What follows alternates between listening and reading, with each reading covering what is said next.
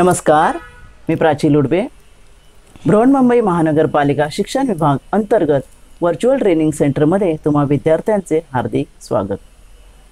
कोविड-19च्या कालावधीत शिक्षणाची गाडी रुळावरून घसरू नये हा हेतू लक्षात घेऊन बृहन्मुंबई महानगरपालिकेने देशभरातील सर्व विद्यार्थ्यांना घरी बसून दर्जेदार शिक्षण प्राप्त व्हावे यासाठी एज्युकेशन फॉर ऑल इनिशिएटिव्ह अंतर्गत BMC एज्युकेशन हे चॅनेल सुरू केले आहे. मुलांनो, तुम्हाला या चॅनेलचा नक्कीच लाभ होईल. आज आपण इयत्ता 8वी सामान्य विज्ञानमधील एक महत्त्वाचा पाठ पाहणार आहोत. चला तर पाठाला सुरुवात करूया.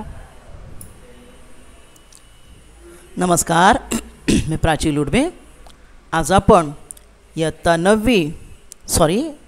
8वी सामान्य विज्ञानमध्ये पेशी व पेशी अंगके सेल अँड सेल ऑर्गॅनिलीज या पाठाचा पुढील भाग पाहणार आहोत. मागील भागात आपण पेशी म्हणजे काय याचा अभ्यास केला. पेशी ही सर्व सजीवांचा रचनात्मक व कार्यात्मक घटक आहे. ही आहे वनस्पती पेशी आणि ही आहे प्राणी पेशी. आता आपण पेशींचे वेगवेगळे भाग पाहत आहोत. त्यामध्ये आपण मागच्या वेळेला पेशी भित्तिका आणि हे प्रद्रव्य पटल, पेशी पटल जे आहे बाहेरचं, त्यांची माहिती घेतली, त्यांचं कार्य पाहिलं. पुढील भागात आपण आज पेशीद्रव्य, हे जे पेशीद्रव्य आहे, पेशीमधील हा रस, सायटोप्लाझम म्हणतात त्याला, ते आणि त्यामध्ये असणारे हे इतर तुम्हाला जे घटक दिसत आहेत त्यांना पेशी अंगके म्हणतात, त्यांचा अभ्यास करणार आहोत. तर पेशीरस किंवा पेशीद्रव्य सायटोप्लाझम म्हणजे काय? तर ही बघा, ही प्राणीपेशी तुम्हाला दिसते. या प्राणीपेशीच्या आतमध्ये हिरव्या रंगाचा जो तुम्हाला रस दिसतो, जसे खीर असते, खिरीमध्ये बघा वेलची, चारोळे, बेदाणे वगैरे पसरलेले असतात. घट्ट खीर असते, एकदमही सॉलिड नसते, बरोबर ना. तसं ते खीर जी आहे ती म्हणजे पेशीरस आणि त्याच्यामधले वेलची, चारोळे, मनुका वगैरे म्हणजे पेशीचे हे घटक आतील. तर हे पेशी रस जो आहे किंवा पेशीद्रव्य सायटोप्लाझम म्हणजे काय? तर प्रद्रव्य पटल म्हणजे पेशी पटल आणि केंद्रक, बघा हा मध्ये केंद्रक आहे, यांच्यामधील हा जो तरल पदार्थ आहे त्याला काय म्हणतात? पेशीद्रव्य असे म्हणतात. हा चिकट पदार्थ असून तो सतत हालचाल करीत असतो आणि त्यामध्ये अनेक अंगके विखुरलेली असतात. पेशीद्रवामध्ये अमिनो आम्ले, ग्लुकोज, जीवनसत्व हे घटक साठवलेले असतात. बघा, दोघांमध्ये वनस्पती पेशी ही दाखवली आहे इथे मी, यामध्ये सुद्धा पेशीद्रव्य आहे. पण वनस्पती पेशी आणि प्राणीपेशी फरक काय दिसतोय थोडाफार, की प्राणीपेशीमध्ये जी रितिका म्हणून घटक असतो आपण शिकणार आहोत, ते लहान लहान असल्यामुळे पेशीद्रव्य बघा पूर्ण तुम्हाला पसरलेलं दिसतं आहे. आणि वनस्पती पेशीमध्ये काय होतं, हे जे तुम्हाला पांढरे दिसत आहेत ना, ह्या रितिका आहेत. तर रितिका मोठ्या असल्यामुळे हे पेशीद्रव सर्व बाजूला सरकलं जातं. कळलं की नाही? पेशीद्रव वनस्पती पेशीमध्ये बाजूला सारलेलं, कडेला सारलेले दिसतं. वनस्पती पेशीमधलं पेशीद्रव जे आहे त्यापेक्षा प्राणीपेशीमधील पेशीद्रव अधिक कणयुक्त आणि दाट असते. दाट म्हणजे घट्ट असते. ठीक आहे. हे बघा, हे तुम्हाला दिसतं, हे एक कांद्याची पेशी आहे आणि त्या पेशीमध्ये वनस्पती पेशी असल्यामुळे पहा, हाईमध्ये रितिका असल्यामुळे जे साईडला जे आहे हे जे कण आहे ते रायबोसोम्स वगैरे, हे जे मध्ये तुम्हाला दिसतं ते आहे पेशीद्रव्य. आणि आता आपण पुढे शिकणार आहोत सेल ऑर्गॅनिलीज, पेशी अंगके. पेशीच्या आतमध्ये असणारी जी विशिष्ट कार्य करणारे पेशीतले उपघटक जे आहेत त्यांना पेशी अंगके असे म्हणतात. ही अंगके म्हणजे पेशींचे अवयवच आहेत. लक्षात ठेवा बाळांनो, ही अंगके म्हणजे पेशींचे अवयव आहेत. These are nothing but the organs of the cell. Each organelles has its own lipoprotein membrane except nucleus and chloroplast. All the other organelles can be seen only with electron microscope. म्हणजे केंद्रक आणि हरितलवक यांच्या व्यतिरिक्त इतर जे आहेत ती आपल्याला काय सूक्ष्मदर्शक, इलेक्ट्रॉन सूक्ष्मदर्शकाच्या सहाय्यानेच आपण त्यांना पाहू शकतो. आताच तुम्हाला जे मी कांद्याची पेशी दाखवते त्यामध्ये बघा तुम्हाला हे सायटोप्लाझम दिसतंय, म्हणजे पेशीद्रव्य आहे, आणि हा जो तिचा केंद्रक आहे. म्हणजे साध्या सूक्ष्मदर्शकाने आपल्याला केंद्रक दिसेल किंवा हिरव्या पेशीमधलं वनस्पती पेशीमधलं हरित लवक दिसेल, पण जी बाकीची अंग काय आहेत ती पाहण्यासाठी ह्या अशा प्रकारचा इलेक्ट्रॉन मायक्रोस्कोप जो आहे त्याचाच वापर करावा लागतो. सूक्ष्मदर्शकाने, संयुक्त किंवा साध्या सूक्ष्मदर्शकाने आपल्याला इतर अंगक दिसणार नाहीत. पाहूया आपण कोणती कोणती सेल ऑर्गॅनेलिज आहेत, कोणते कोणते पेशी अंगक आहेत ती. पहिलं म्हणजे केंद्र, न्यूक्लियस, आंतरद्रव्य जालिका that is endoplasmic reticulum, Golgi संकुल म्हणजे गॉल्जी बॉडीज किंवा गॉल्जी कॉम्प्लेक्स, लयकारिका दॅट इज कॉल्ड लायसोसोम्स, तंतुकणिका म्हणजे मायटोकॉन्ड्रिया, रित्तिका दॅट इज वॅक्युल्स, लवके म्हणजे प्लॅस्टिड्स, आणि हरितलवके म्हणजे क्लोरोप्लास्ट. जे ही जी दोन आहेत ती वनस्पती पेशीमध्ये असतात, लवके आणि क्लोरोप्लास्ट. तर ह्या एकेका अंगकाचा आता आपण अभ्यास करणार आहोत. पहा, इथे कांद्याच्या पेशीचं तुम्हाला मी चित्र दाखवलं. कांद्याची पेशी कशी तयार करायची हेही तुम्हाला मी त्या स्लाईडवर दाखवलं आहे. कांद्याचं बघा, आपण आतलं जे पापुद्र असतात की ना, आतले जे लेअर जे आहेत तो आपण एक लेअर काढायचा आणि त्याच्या आतमध्ये असं पातळ पापुद्र असतं बघा. तो पापुद्रा घेऊन तुम्ही असं काचपट्टीवर ठेवलात, स्टेनर टाकायचं आणि कवर स्लिप टाकायची आणि सूक्ष्मदर्शकाखाली तुम्ही जर पाहिलं तर तुम्हाला अशा प्रकारे कांद्याची पेशी दिसेल. कांद्याच्या पापुद्रा तुम्हाला ते कलरलेस असल्यामुळे त्यामध्ये थोडा आयोडीन स्टेनर टाकावा लागतो. काय दिसते बघा तुम्हाला या ठिकाणी, विशिष्ट आकार असलेली कांद्याची पेशी आहे, पेशी द्रव्य आहे, आणि हे जे तुम्हाला गोल दिसत आहेत ते केंद्रक दिसत आहेत. तुम्हाला आत्ताच सांगितलं, पेशी भित्तिका तुम्हाला दिसेल, केंद्रक दिसेल, वनस्पती पेशीमधलं हरित लवक पण दिसेल, पण बाकीचे घटक तुम्हाला सूक्ष्मदर्शकाने दिसणार नाही. तर कांद्याच्या पेशीमधलं केंद्रक जे आहे तुम्हाला सूक्ष्मदर्शकाखाली पाहायला मिळेल. अशा प्रकारे हा केंद्रक हा सर्व पेशींचा, वनस्पती पेशी व प्राणी पेशींचा एक महत्त्वाचा घटक आहे. बघा, केंद्रकामध्ये काय काय घटक असतात चित्रात दाखवले बघा. दुहेरी आवरण असतं, केंद्रकाभोवतीचं आवरण दिसते तुम्हाला, हे डबल लेअर आवरण आहे बघा, आणि त्यावर छिद्रे आहेत बघा, केंद्रकी छिद्रे म्हणतात त्यांना. केंद्रकी छिद्रे आहेत आणि एक गोलाकार केंद्रकी आहे, न्यूक्लिओलस, आणि त्यामध्ये क्रोमॅटिन फायबर्स, रंगसूत्रांचं जाळं दिसत आहे तुम्हाला. ही सगळी रंगसूत्रं आहेत आणि ही पातळ धाग्याप्रमाणे असणारी ही रंगसूत्रे आहेत. पेशी विभाजन जेव्हा होतं, सेल डिव्हिजन, त्याला त्यांचं रूपांतर क्रोमोसोम्समध्ये होतं. रंगसूत्रांचं रूपांतर कशामध्ये होतं? क्रोमोसोम्समध्ये होतं, म्हणजे गुणसूत्रामध्ये होतं. आणि गुणसूत्र जे तयार झाल्यानंतर त्यांच्यातील गुणसूत्रातील कार्यात्मक घटकाला जनुके, जीन्स असे म्हणतात. त्या केंद्रकाचं काम काय? जसं आपल्या शरीराचं सर्व शरीरातील आंतरक्रियावर कंट्रोल करण्याचं काम मेंदू करतो, तसे पेशीमध्ये होणारी जी कामं आहेत आपण पुढे शिकणार आहोत. कोणत्या कोणत्या अंगकाला काय काय काम आहेत त्या सर्वावर कंट्रोल ठेवणं हे काम केंद्रकाचं आहे. पेशीमधील सर्व चयापचय क्रिया म्हणजे मेटाबॉलिझम जे आहे पेशीमधलं, तसेच पेशी विभाजन, ह्या सर्वावर metabolic activities and all cell division is all are controlled by nucleus. It is also involved in transmission of hereditary character from parents to offspring. म्हणजेच काय, जनुकाद्वारे अनुवंशिक गुणांचं संक्रमण करण्याचं काम सुद्धा ही केंद्रकातील ही जी जनुकं आहेत की नाही ती करतात. हे जीन्स जे आहेत, हे जीन्स जेव्हा पॅरेंट्सकडून मुलांकडे संक्रमित होतात त्यावेळेला आपल्याला ते म्हणजे आपण सारखेपणा म्हणतो, मुलं आईसारखं दिसतं वगैरे, हे कोणामुळे होतात? त्या केंद्रकातील जीन्स जे आहेत गुणसूत्रामधले ती ट्रान्सफर होतात प्रजननाच्या वेळेला, आणि हे महत्त्वाचं काम केंद्रकातील जीन्स करत असतात. दुसरं अंगक आहे आंतरद्रव्य जालिका. आंतरद्रव्य जालिका म्हणजे एंडोप्लाझ्मिक रेटिक्युलम. शब्द बघा, एंडो म्हणजे inside, plasma cell fluid, reticulum म्हणजे नेटवर्क. म्हणजे सेलच्या आतमध्ये विदिन सेलच्या आतमध्ये हे जे जाळं आहे, ह्या जाळ्याला काय म्हणतात? म्हणजे नेटवर्क म्हणजे जाळं, त्याला एंडोप्लाझ्मिक रेटिक्युलम ER शॉर्टमध्ये.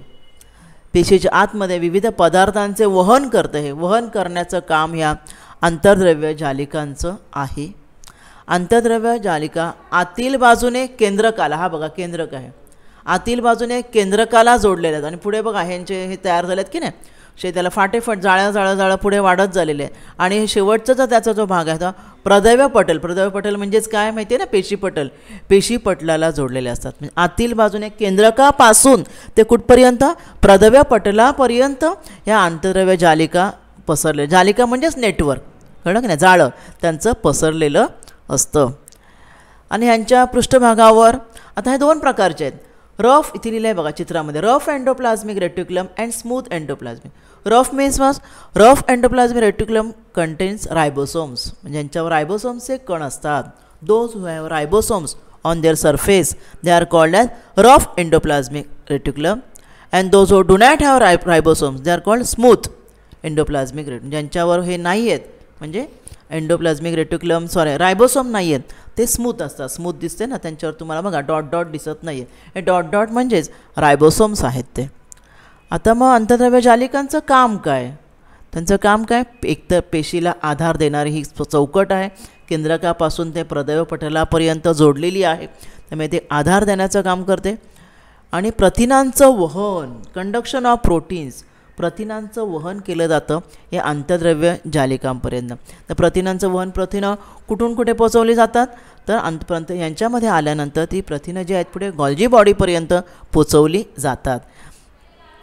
अन्न, हवा आणि पाणी यामार्फत शरीरात आलेल्या विषारी पदार्थांना जलद्रावणीय करून शरीराबाहेर टाकणे. म्हणजे अन्न, हवा, पाणी यामध्ये जे काही विषारी घटक आले असतील, जलद्रावणीय म्हणजे पाण्यामध्ये त्यांना विरघळून त्यांना शरीराबाहेर टाकणे, पेशी बाहेर टाकणे, हे काम या अंतर्द्रव्य जालिकांचं आहे. महत्त्वाचं काम हे आहे.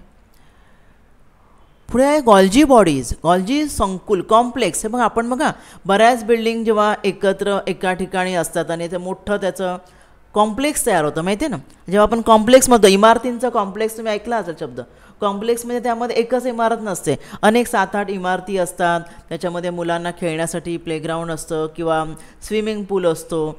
आणि असे एकत्र जे 10-12 बिल्डिंगचं जे एकत्र जे असतं प्रोजेक्ट एखाद्या बिल्डिंग, त्याला कॉम्प्लेक्स म्हणतात. तसेच गॉल्जी संकुल म्हणजे पण हेच आहे, एक कॉम्प्लेक्स तयार होतो. अनेक ह्यामध्ये जे आहेत ना, ह्या पिटिका आहेत या सगळ्या, यांच्यापासून ही कुंड आणि ह्या पिटिका यांच्यापासून तयार झालेलं हे कॉम्प्लेक्स आहे आणि त्याला म्हणतात गॉल्जी बॉडी. 5 ते 8 चपट्या, ह्या चपट्या ज्या आहेत त्या ही कुंड आहेत आणि त्यांच्याबरोबर ह्या पिटिका आहेत, स्रावी पिटिका, नवजात पिटिका, यांना कुंडे म्हणतात. एकमेकांना समांतर असलेल्या अशा 5 ते 8 चपट्या पोकळ कोशापासून तयार झालेल्या ह्या ज्या गॉल्जी संकुलातील ह्या पट्ट्यांना कुंडे असे म्हणतात, कोशांना.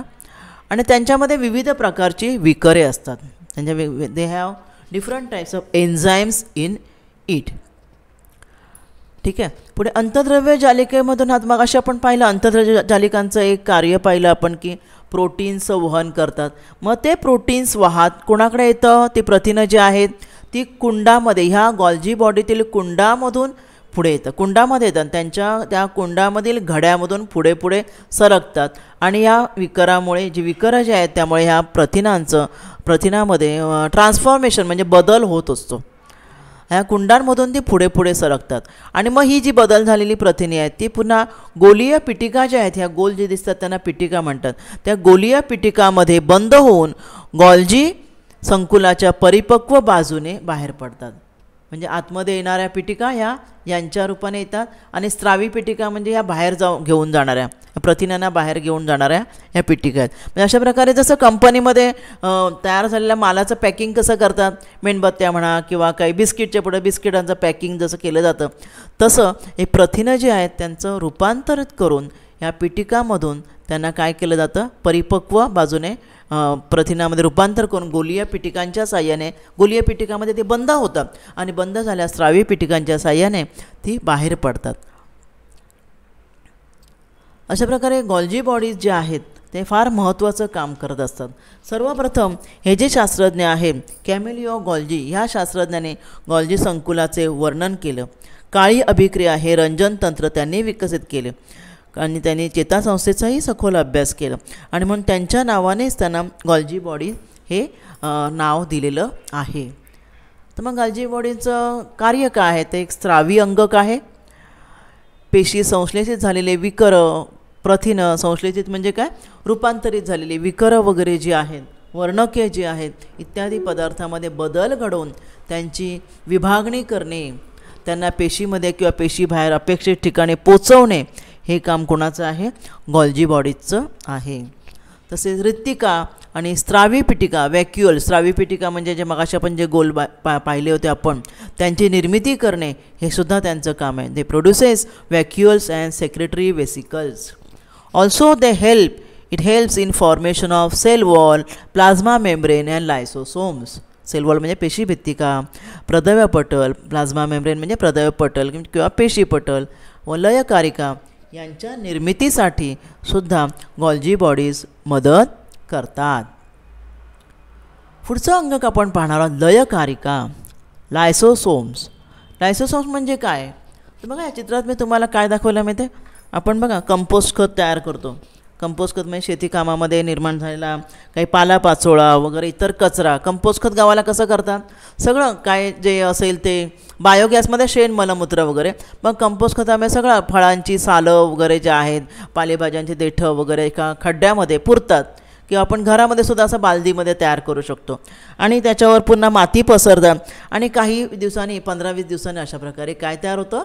त्यापासून खत तयार होतं. म्हणजे ह्यासाठी आपण काय केलं? नको असलेला जे आहे पालापाचोळा कचरा जो तो आपण त्यामध्ये टाकला, नाही का? तसंच या लयकारिका करतात. लयकारिकांचं तेच काम आहे की पेशीमध्ये जेव्हा मेटाबॉलिझम ॲक्टिव्हिटी होत असते तेव्हा काही टाकाऊ पदार्थ तयार होतात आणि ते टाकाऊ पदार्थ जे आहेत त्यांची विल्हेवाट लावणारी ही संस्था म्हणजे लयकारिका. कळलं तुम्हाला? लयकारिका ही एक साधी एकपटलाने बनलेली काय आहे असं एक अंगक आहे आणि त्यामध्ये पाचक विकरे असतात आणि ती विकरे त्या नको असलेल्या घटकांचे विल्हेवाट लावण्यास मदत करतात. त्यामध्ये पाचक विकर म्हणजे पेशीमध्ये होणाऱ्या चयापचय क्रियेमध्ये टाकाऊ पदार्थ तयार होतात त्यांची विल्हेवाट लावणारं हे अंगक आहे. बघा दुहेरी आवरण असलेलं एकपटलाचं आवरण असलेलं असं हे लायसोसोम म्हणजे लयकारिका हे अंगक आहे. या ठिकाणी तुम्हाला चित्र दिसत असेल. यांच्या आतमध्ये विकरे असतात आणि एकेरी हे भित्ती आवरण आहे लयकारिकांचं. मग यांचं कार्य काय लयकारिकांचं? एकतर आता सांगेन तुम्हाला त्या चयापचय क्रियेमध्ये निर्माण होणारा कचरा त्याची विल्हेवाट लावणे हे काम. तर अजून इतर काही कार्य आहेत. रोगप्रतिकार यंत्रणा, पेशीवर हल्ला करणाऱ्या जीवाणू व विषाणूंना नष्ट करणे हे एक त्यांचं. Immune system, they destroys viruses and bacteria that attack the cell म्हणजे इम्युन सिस्टम निर्माण करण्याचं काम हे करतात रोगप्रतिकार यंत्रणा. अजून काय करतात? उद्ध्वस्त करणारं पथक आहे. जीर्ण व कमजोर पेशी अंगक, पेशीमधली अंगक काही अंगक खराब होतात ना, कमजोर होतात, काम करत नाहीत किंवा कार्बनिक कचरा हे टाकाऊ पदार्थ आत्ता सांगितलं हे तर महत्त्वाचं काम लयकारिकेमार्फत बाहेर टाकले जातात. त्यानंतर काय? सुसाईड बॅग्स म्हणजे काय? When a cell becomes old, पेशी जुनी होते की नाही किंवा खराब होते, और damage, lysosomes burst and enzymes digest their own cells. बघा काय होतं कळलं? लयकारिका आतमध्येच आहे. ज्या पेशीमध्ये आहे ती पेशी समजा जुनी किंवा खराब झाली तर त्यामध्ये असलेलं लयकारिका हे अंगक बस्ट होतं, फुटतं आणि फुटल्यामुळे काय करतं? जी पेशी खराब आहे ते स्वतःच्या पेशीलाच ते काय करतं? खाऊन टाकतं, पेशीचं पचन करतात. म्हणजे अशा प्रकारे आत्मघातकी ह्या पिशव्या आहेत. आणि उपासमारीच्या काळात आपण उपोषण वगैरे करतो त्यावेळेला लयकारिका काय करतात? पेशी साठवलेल्या प्रथिने व मेद यांचे पचन करतात. पुढे आहे मायटोकॉन्ड्रिया. या चित्रात मी तुम्हाला दाखवलं आहे बघा. हे काय तुम्हाला दिसतंय माहिती आहे का? मी पाहिलं इथे हे सगळे इलेक्ट्रिकल इन्स्ट्रुमेंट्स होते, बरोबर ना? मग वॉशिंग मशीन होतं, फ्रीज आहे किंवा हे मिक्सर आहे आणि आपल्या घरामध्ये आपण पंखा, लाईट वगैरे सर्व उपकरणं आपण लावतो, बरोबर? ही उपकरणं कशावर चालतात बाळांनो? ही उपकरणं कशावर कार्य करतात? ही सर्व उपकरणं विजेवर कार्य करतात, बरोबर ना? हो ना? म्हणजे ही सगळी उपकरणं आपल्या घरातली विजेवर कार्य करतात. पण ही वीज येते कुठून? वीज म्हणजे इलेक्ट्रिकल एनर्जी, तीसुद्धा तयार करावी लागते, बरोबर ना? इलेक्ट्रिकल एनर्जी तुम्हाला जलविद्युत केंद्र आहे, तुम्हाला माहिती आहे पवनचक्कीपासून विद्युत एनर्जी मिळते, जलविद्युत केंद्र पाण्यापासून विद्युत एनर्जी, औष्णिक ऊर्जेमध्ये सुद्धा ऊर्जा बनवतात. म्हणजेच यामध्ये काय तुम्हाला समजलं की जशी विद्युत उपकरणं आपल्या घरातली चालण्यासाठी इलेक्ट्रिकल एनर्जी आवश्यक आहे की जी बनवावी लागते, बरोबर ना.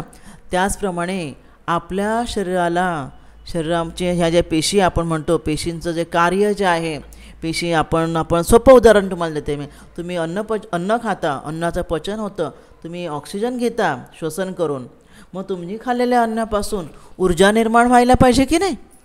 महत्त्व आहे तुम्हाला ऊर्जा आहे, सर्व दिवसभराच्या तुमच्या कामासाठी ऊर्जा निर्माण व्हायला पाहिजे. मग ही ऊर्जा निर्माण करण्याचं काम कोण करतं? मायटोकॉन्ड्रिया, तंतुकणिका हे जे अंगक आहे पेशीमध्ये, ते अंगक ऊर्जा निर्माण करण्याचं काम, पेशीला ऊर्जा पुरवण्याचं काम करतं. या ठिकाणी मायटोकॉन्ड्रिया कसं आहे बघा. हे अंगक फार महत्त्वाचं अंगक आहे. तंतुकणिका हे इलेक्ट्रॉन सूक्ष्मदर्शकाखाली आपण पाहिलं तर दुहेरी आवरणाचं, 2 आवरण आहेत त्याला बघा. हे आउटर मेम्ब्रेन आणि हे इनर मेम्ब्रेन. आउटर मेम्ब्रेन आणि इनर मेम्ब्रेन जे आहे त्याला अशा घड्या आहेत बघा, घड्याघड्यांनी बनलेलं असतं. त्यामुळे त्या इनर मेम्ब्रेनला क्रिस्टी किंवा शिखा असंही म्हणतात. आणि बाहेरील आवरण सच्छिद्र असतं. ठीक आहे.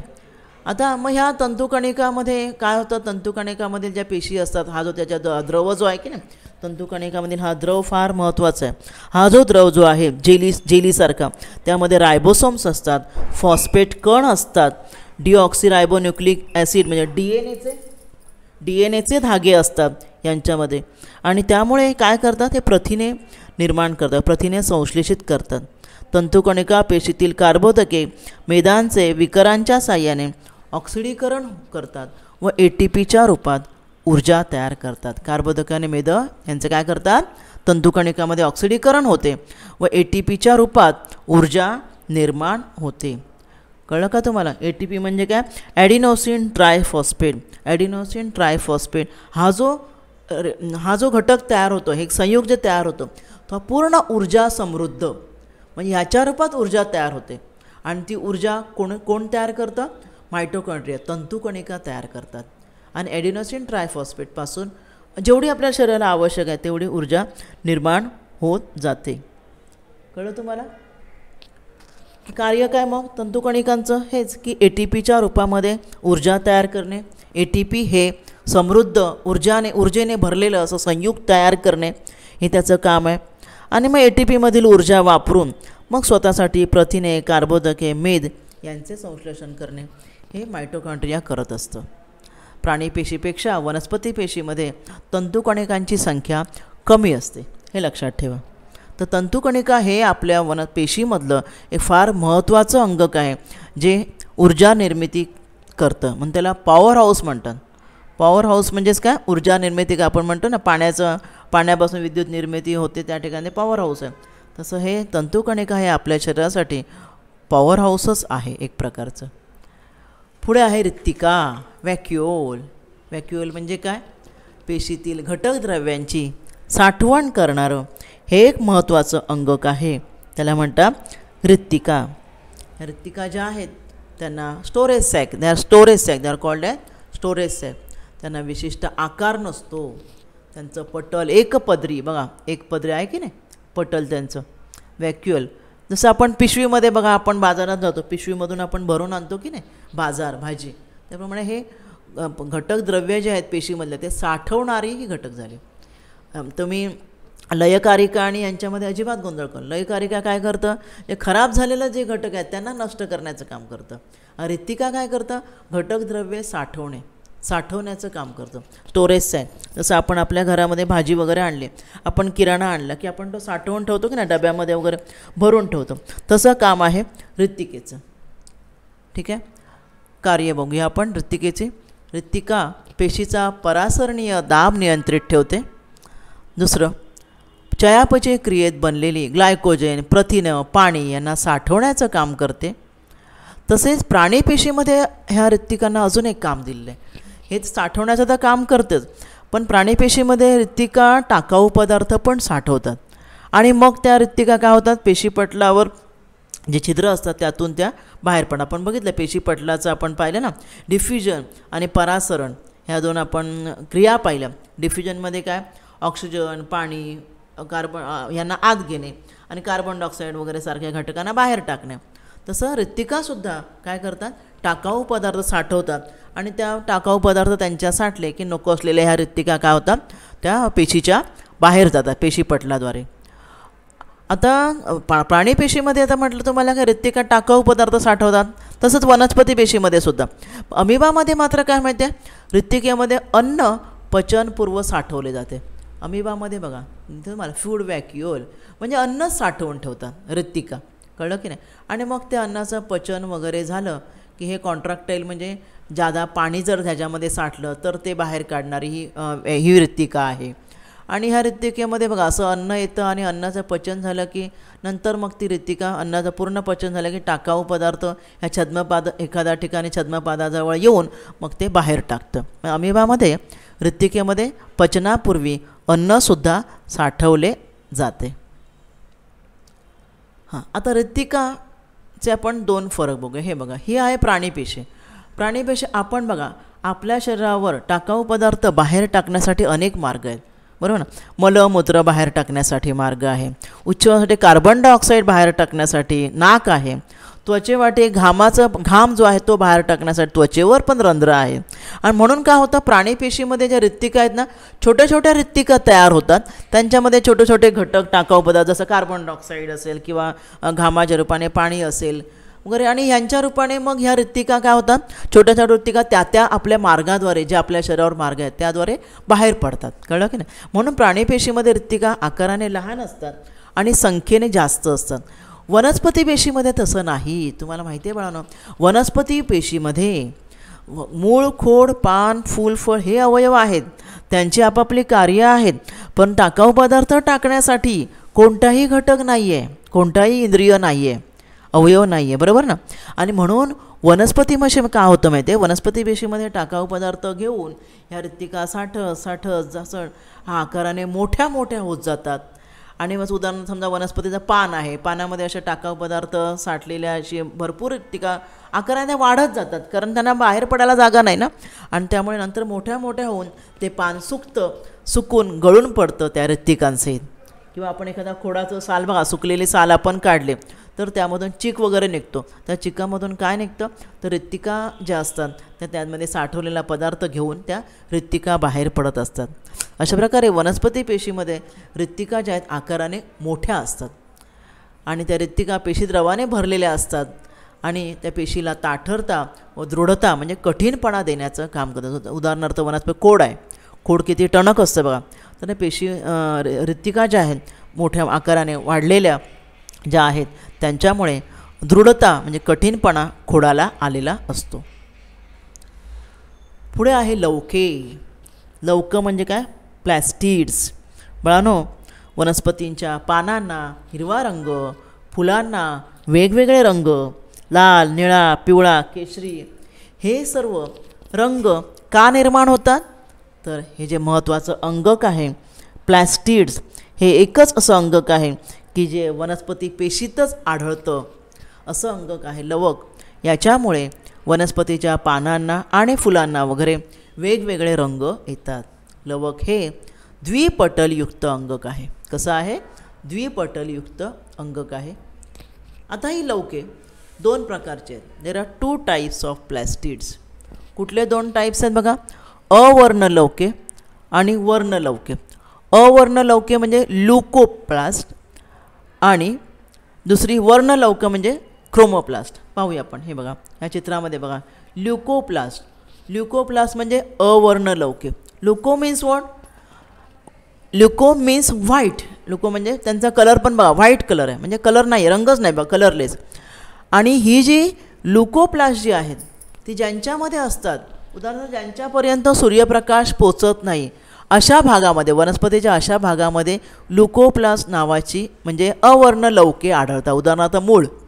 आता मूळ जमिनीच्या खाली असतं तर सूर्यप्रकाश नाही मिळत, त्यामुळे अशी जी सूर्यप्रकाश आवश्यक नसलेली आणि ज्यांना सूर्यप्रकाश पोचत नाही अशा भागामध्ये ल्युकोप्लास्ट म्हणजे अवर्ण लवके असतात. बघा ह्या ठिकाणी तुम्हाला दिसत आहे हे ल्युकोप्लास्ट जे आहे त्याचे पुढे भाग केलेले आहेत, त्यामध्ये सगळी अवर्ण लवके आहेत.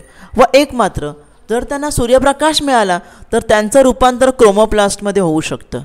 म्हणजेच काय, they can be converted, they turn in to chromoplast when they are expose to light. सूर्यप्रकाश जर मिळाला तर त्यांचा रंग बदलू शकतो म्हणजे क्रोमोप्लास्टमध्ये त्यांचं रूपांतर होऊ शकतं.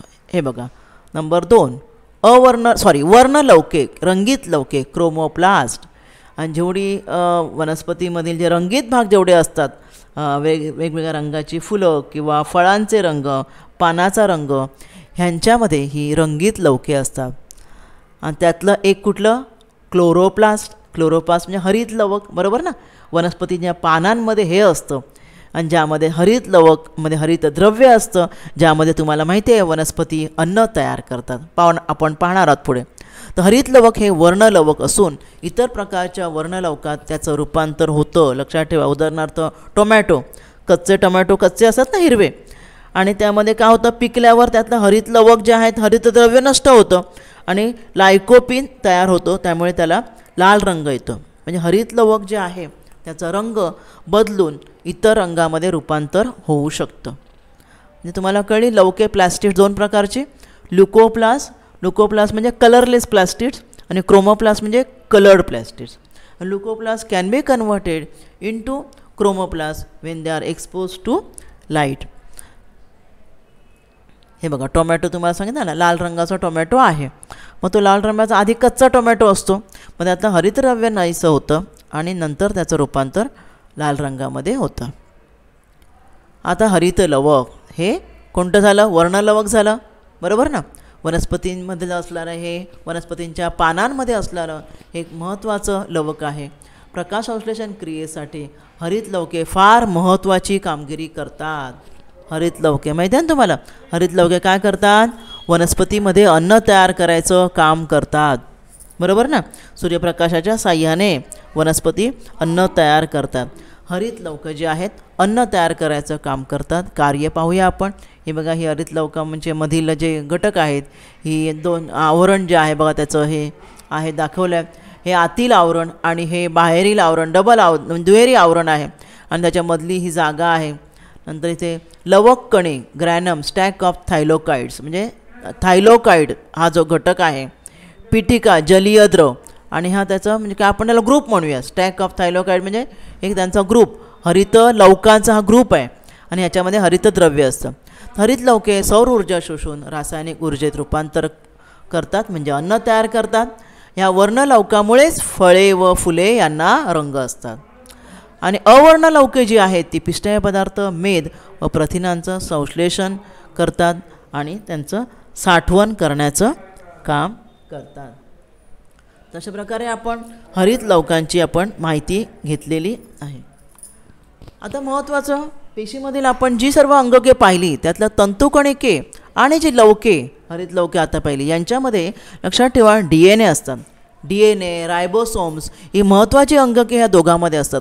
आणि मायटोकॉन्ड्रिया ऊर्जा निर्मिती करतं, त्यामुळे त्यामध्ये सुद्धा रायबोसोम्स असतात आणि DNA असतो. आणि हरित लवकामध्ये सुद्धा DNA असतो. DNA, रायबोसोम्स हे घटक असतात. आणि म्हणून ही अंगके जी आहे ती स्वतःची प्रथिने स्वतःच तयार करतात. हा बघा बाजूला DNAचा धागा जो दाखवला आहे, ही DNA या दोघांमध्येच फक्त असतात. आता महत्त्वाचा भाग अजून आपण जो पाहणार आहोत. आता आपण जी सर्व पेशीमध्ये जी सर्व आपण अंगके पाहिली, ह्या अंगकांमुळे पेशीतील सर्व कार्य सुरळीत पडत असतात, बरोबर ना. वनस्पती आणि प्राणी पेशी ही जी अंगके आहेत त्यांच्यामुळे सर्व कार्य सुरळीत पार पडत असतात. आणि म्हणून ह्या आपल्या ज्या शरीरातील ज्या पेशी आहेत, वनस्पती आणि प्राणी पेशी, यांना दृश्य केंद्रकी पेशी म्हणतात. दृश्य केंद्रकी पेशी म्हणजे काय, दृश्य केंद्रकी याचा अर्थ युकॅरियोटिक सेल्स. युकॅरियोटिक म्हणजे विकसित झालेल्या पेशी. सोप्या भाषेमध्ये यांच्यामध्ये जी अंगके जे आहेत सगळ्या आपल्या पेशीमध्ये, त्यांना पटल असतं, आवरण असतं, आणि आवरण असलेल्या म्हणजे दृश्य केंद्रकी पेशी. तर आणि मग ज्यांच्या या अविकसित ज्या पेशी आहेत त्यांना आदिकेंद्रकी म्हणतात. आदिकेंद्रकी म्हणजे काय, प्रोकॅरियोटिक. हे विकसित नसतात, त्यांच्यामध्ये आवरणानं अंगके नसतात. पाहूया त्यांच्यातला आपण फरक. आकार त्यांचा 5 ते 100 मायक्रोमीटर असतो. आदिकेंद्रकीचा आकार बघा 1 ते 10 मायक्रोमीटर. गुणसूत्र संख्या यांच्यामध्ये एकापेक्षा जास्त असतात. मगाशी आपण पाहिलं रंगसूत्रांचं जाळं असतं. आणि आदिकेंद्रकीमध्ये एकच काय असतं, म्हणजे बघा या दिसतं तुम्हाला, एकच असा DNAचा धागा पसरलेला असतो आणि त्याला बघा काही आवरण नाही आहे, काही नाही आहे. केंद्रक पटल, केंद्रक द्रव्य असलेले असं सुस्पष्ट केंद्रक असते. यांच्यामध्ये केंद्रक सदृश केंद्रकाभ नावाचा घटक असतो. बघा न्यूक्लिओटाईड म्हणजे DNA धागा, परंतु केंद्रक नसतो, आवरण असलेला केंद्रक नसतो. रायबोसोम्स वगैरे असतात त्यांच्यामध्ये. बघा हे दागे बारीक कण दिसते, रायबोसोम आहे. पेशीद्रव्य पण असतं. और प्रोकॅरियोटमध्ये हा बघा हा एक बॅक्टेरिया आहे, जीवाणू आहे लक्षात ठेवा. आणि त्यामध्ये सेल वॉल आहे, त्याला एकच आहे. बॅक्टेरियाला असतं, विषाणूला सेल वॉलही नसतं. आणि त्यांना DNA धागा असतो किंवा केंद्रक नाही आहे, आवरण असलेला केंद्रक नाही आहे, पेशीद्रव मात्र आहे. कळलं? म्हणून त्यांना प्रोकॅरियोटिक असे म्हणतात. तंतुकणिका, लवके वगैरे जी आहेत, ही सर्व जी आहे त्यांना म्हणजे तंतुकणिका, लवके, परत अजून आपण काय बघितलं, प्लॅस्टिड्स बघितलं, गॉल्जी बॉडीज बघितलं, या सर्वांना आवरणे असतात. कळलं की नाही युकॅरियोटमध्ये. उदाहरण उच्च विकसित एकपेशीय बहुपेशीय वनस्पती व प्राणी यामध्ये हे आढळतात. आणि जीवाणू विषाणू जे आहेत ते प्रोकॅरियोटिक सेल्स आहेत. अशा प्रकारे आपण ह्या भागात वनस्पती पेशी आणि प्राणीपेशी यांची व त्यांची अंगके यांची माहिती आपण घेतलेली आहे. या भागात आपण आज इथेच थांबूया. धन्यवाद. आज आपण या भागात इथेच थांबूया. माझा व्हिडिओ आवडला असेल तर लाईक करा, शेअर करा आणि BMC एज्युकेशनच्या चॅनेलला सबस्क्राईब करा. धन्यवाद. बेल आयकॉन क्लिक करा की ज्यामुळे तुम्हाला नवनवीन व्हिडिओचे नोटिफिकेशन्स मिळतील.